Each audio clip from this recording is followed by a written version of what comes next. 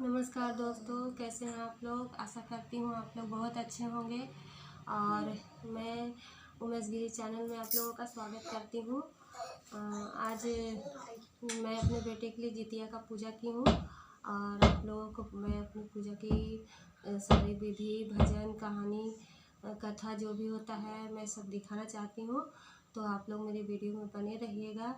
और इतने कष्ट उठाकर माँ बाप अपने बच्चों के लिए पूजा करते हैं और व्रत रखते हैं, निखंड उपास करते हैं, क्योंकि मेरे बच्चों लोग का उम्र बढ़े और उन लोगों को हर हर दुख सुख में सफलता मिले और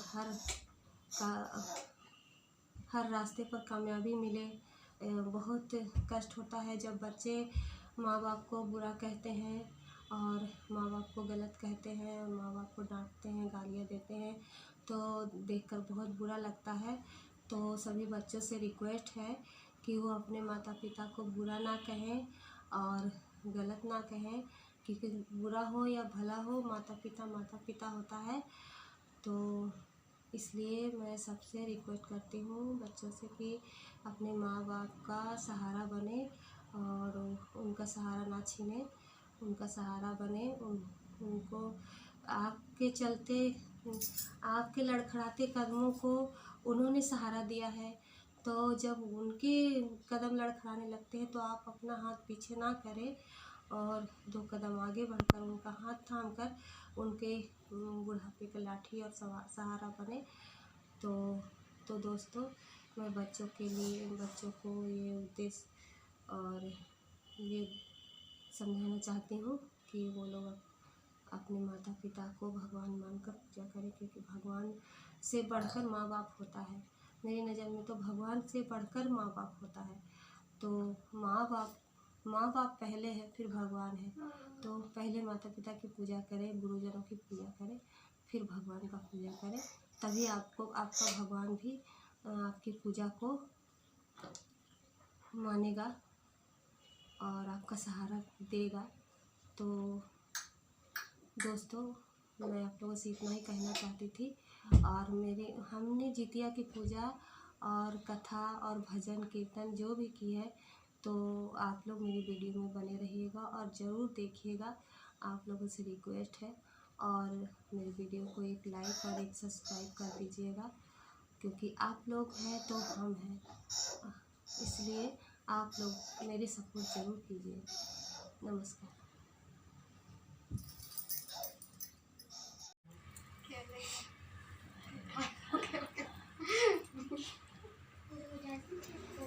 तो दोस्तों देखिए, यहाँ पर सभी लोग पूजा करने बैठे हुए हैं और अभी टाइम नहीं आया है, इसलिए कथा शुरू नहीं हुआ है। तो सभी लोग अपने अपने इनके घर में है, इनके घर में है कलश रखा है, उसमें जितिया सबको अपने अपने कलश में जितिया डाल दिए हैं, क्योंकि जितिया का धागा हो या सोने का हो या जो भी हो, सब कथा सुनाकर ही अपने बच्चों को पहनाकर ही पहनती है।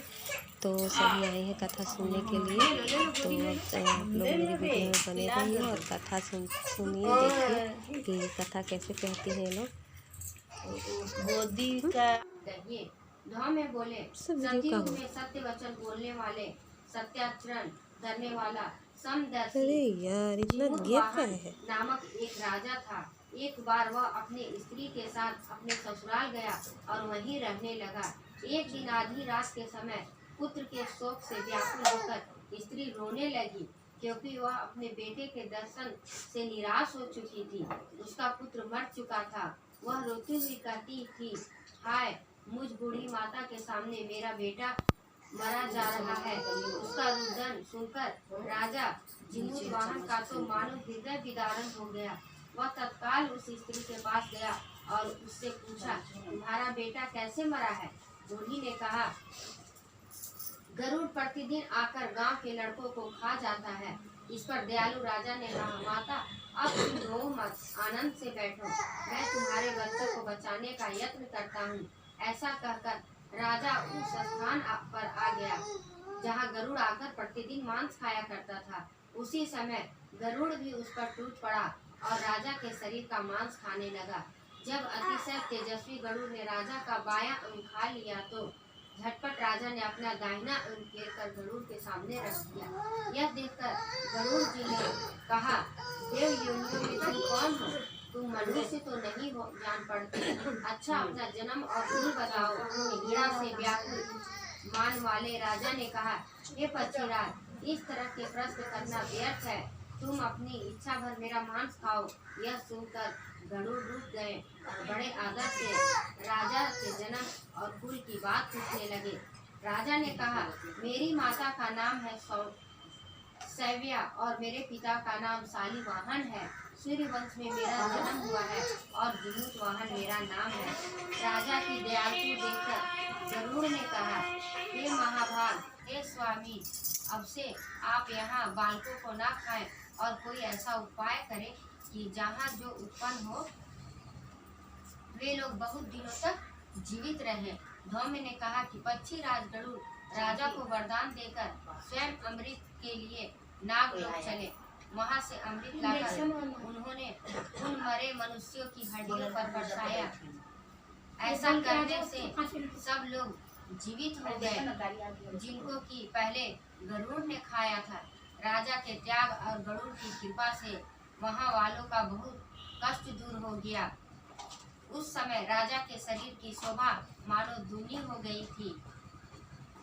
राजा की दयालुता देखकर गरुड़ ने फिर कहा, मैं संसार के कल्याणार्थ एक और वरदान दूंगा। आज आश्विन कृष्ण सप्तमी से रहित शुभ अष्टमी तिथि है। आज ही तुमने यहाँ की राजा प्रजा को जीवन दान दिया है। हे वत्स, अब से यह दिन ब्रह्मा भाव हो गया है, जो मूर्ति भेद से विविध नामों से विख्यात है। वही सैत्रा लोक से पूजित दुर्गा अमृत प्राप्ति करने के अर्थ में जीवित पुत्रिका कहलाई है। सो इस तिथि को जो स्त्रियां उस जीवित पुत्रिका की और पुरुष की आकृति बनाकर तुम्हारी पूजा करेगी तो दिनों दिन उनका सौभाग्य बढ़ेगा और वंश की भी बढ़ती होती रहेगी। हे महाभाग, इस विषय में विचार करने की भी आवश्यकता नहीं है। हे राजन, सप्तमी से रहित और उदय तिथि की अष्टमी को व्रत करें, यानी सप्तमी विधि अष्टमी जिस दिन हो उस दिन व्रत न कर कर शुद्ध अष्टमी को व्रत करें और नवमी में पारण करें। यदि इस पर ध्यान न दिया गया तो फल नष्ट हो ही जाएगा और सौभाग्य तो अवश्य नष्ट हो जाएगा। जिमूतवाहन को इस तरह का वरदान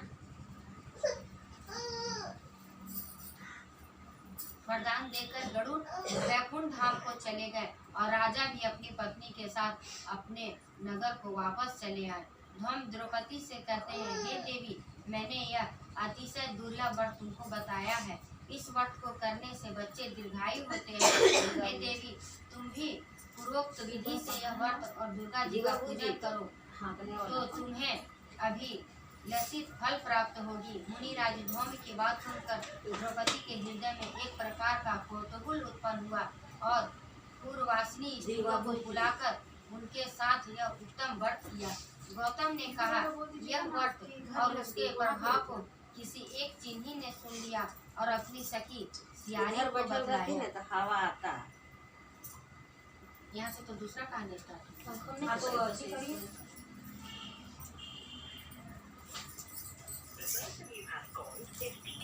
कम नहीं पीते ये तो आप बता देते बता दीजिए आप जाइए बता दीजिए।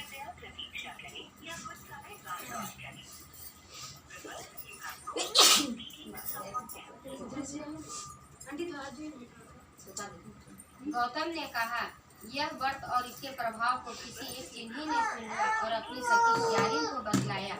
इसके बाद पीपल वृक्ष की शाखा पर बैठकर उस चिन्ही ने और उस वृक्ष के खोते में बैठकर सियारी ने भी व्रत किया। फिर वही चिन्ही किसी उत्तम ब्राह्मण के मुंह से यह कथा सुन आई और पीपल के खोते में बैठी हुई अपनी सखी को सुनाया। सियारी ने आधी कथा सुनी थी कि उसे भूख लग गई और वह उसी समय शौक से भरे हुए शमशान में पहुंची। वहां उसने इच्छा भर मांस का भोजन किया और चिन्ही बिना कुछ खाए पिए रह गई और सवेरा हो गया। सवेरे वह गौशाले में गई और वहां गाय का दूध पिया। इस तरह नवमी को उसने पारण किया।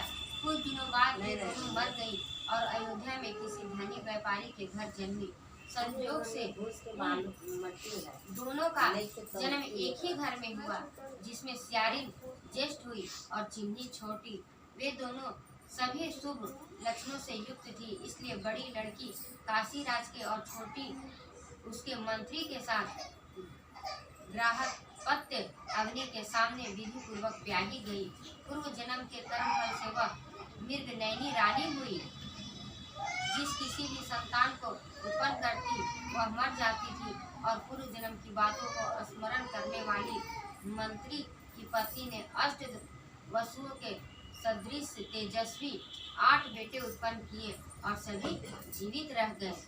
अपनी बहन के पुत्रों को जीवित देखकर ईर्ष्यावश राजपत्नी ने अपनी स्वामी से कहा कि यदि तुम मुझे जीवित रखना चाहते हो तो इस मंत्री के भी पुत्रों को उसी जगह भेजो जहाँ मेरे बेटे गए हैं, अर्थात इन्हें मार डालो। यह सुनकर राजा ने उस मंत्री के पुत्रों को मारने के लिए कई प्रकार के उद्योग किए, पर मंत्री पत्नी ने जीवित पुत्रिका के पुण्य बल से बचा लिया। एक दिन राजा ने अपने आदमियों से उस पुत्रों का सिर कटवाकर पिटारी में रखवाया, और वह पिटारी उनकी माता मंत्री पत्नी के पास भेज दिया। किंतु वे 8 से देश की जवाहरात हो गए, और भले चंगे वे 8 लड़के अपने माता के पास वापस चले गए। उनको जीवित देखकर राजपत्नी को बड़ा विस्मय हुआ। अंत में वह मंत्री की पत्नी के पास गई और उसने पूछा, बहन, तुमने कौन सा ऐसा पुण्य किया है जिससे बार बार मारे जाने पर भी तुम्हारे बेटे नहीं मरते? इस पर मंत्री की पत्नी ने कहा, पूर्व जन्म में मैं चिन्नी थी और तुम सियारी, दोनों ने व्रत किया था। तुमने व्रत के नियमों का भली भांति पालन नहीं किया था और मैंने किया था। इसी दोष से हे बहन, तुम्हारे बेटे नहीं जीते।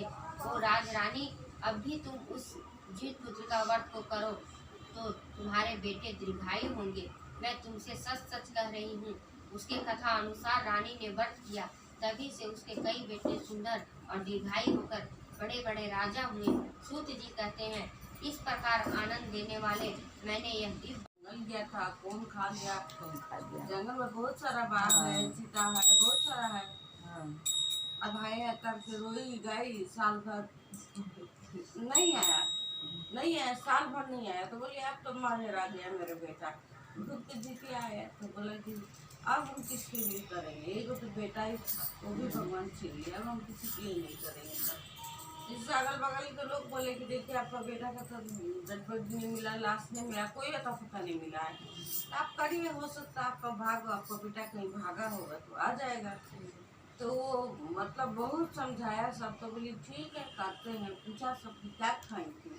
तो बोले कि सातू पिए थे। तो आप यही गलती किए थे, सातू नहीं पीना है, आपको गर्म चाय पीजिए, मार दीजिए फूक करके, लेकिन आपको ठंडा चीज नहीं खाना। तो वैसे जैसे बताया वैसे की जितिया की पूजा की। उसके बाद वो कारण में मार भात बनाई और मार गरम जैसे जो मार की 1 साल के बाद अजगर उसका बेटा कुएं से निकाला। जैसे उसका मार खत्म हुआ तो उसका बेटा धरती पे निकल गया और उसको याद भी नहीं कुछ कि मैं 1 साल से मतलब मैं अजगर के पेट में हूँ या कुछ भी हुआ, ऐसा कुछ नहीं। तो जब ये निकल गया तो उसको भरम टूटा, तो वो लकड़ी का गठरी वहीं रखा था, उठाया लेके आया, बोला ले मामा लकड़ी लाया हूँ, खाना नहीं बनाएगी। तब माँ उसको रोने लगी, बोली साल बीत गया, तुमको नहीं पता है, 1 साल हो गया तुम आज लकड़ी लेके आ रहे हो। तो बोला मुझे अजगर ने पेट में निकल रहा था, अजगर के पेट में से वही जो मार की ना, तो जितिया व्रत की, तो उसी से भगवान उसका सुन लिया। इसीलिए बोलते हैं कि लड़का का माँ को जितिया करना ही चाहिए, बहुत जरूरी है। और खाट जितिया नाम भी है, इसीलिए खाना चाहिए से डरियो, मैं माँ के मंदिर जाऊंगी, तुम देखते रहियो। मैं माँ के मंदिर जाऊंगी, तुम देखते रहियो। तुम माँ के मंदिर जाएगी, मैं लहंगा चुनर लाऊंगा। मैं माँ के मंदिर जाएगी, मैं लहंगा चुनर लाऊंगा। मैं माँ को मैं पहनाऊंगा, मैं माँ को मैं पहनाऊंगा। अरे झूठ बोले, अरे झूठ बोले मैया डांटे, मेरी मैया से डरियो। मैं माँ के मंदिर जाऊंगी तुम देखते रहियो, मैं माँ के मंदिर जाऊंगी तुम देखते रहियो। मैं माँ के मंदिर जाऊंगी, मैं केसर रोड़ी लाऊंगी, मैं माँ रोली लाऊंगी, मैं माँ के, तुम माँ के मंदिर जाएगी, मैं केसर रोली लाऊंगी, मैं माँ को तिलक लगाऊंगी। अरे झूठ बोले मैया डांटे, शेरा वाली से डरियो।